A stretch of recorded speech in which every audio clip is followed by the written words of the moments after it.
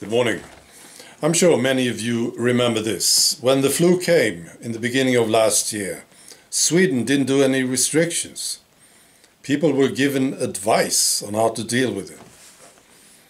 And other leaders, world leaders, they said, why aren't you locking people up? That's what we do. You should lock them up. You should restrict their freedom. But it didn't happen. So what happened in Sweden last year? I have the answer right here. And it's from mainstream media. Yeah. This is from one of the biggest papers in Sweden called Aftonbladet. Evening Post, evening paper. Yeah. So this is what they say. I'm not used to using mainstream media as a source. I usually just listen to the Russians. Yeah. That's what I do. So, but this is what they say. That was a joke, by the way. Yeah. So this is what they say.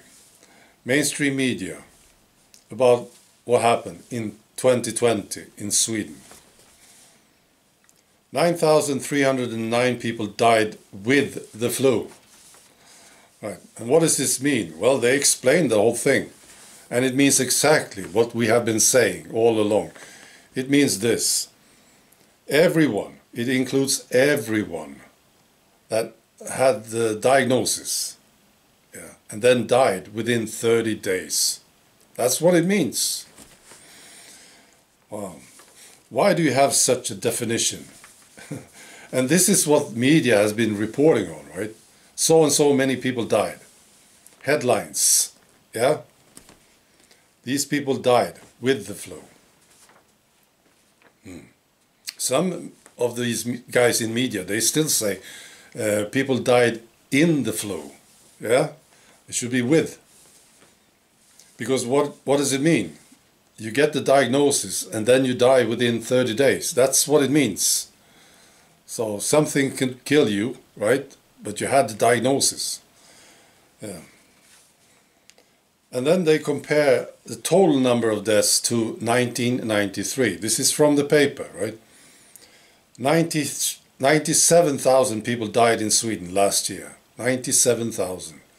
It's about the same. It's actually lower than 1993, which apparently was another flu year.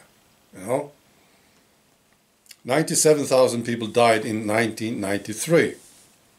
And you should remember, the population was much smaller in Sweden in 1993. So that's what they compare it with.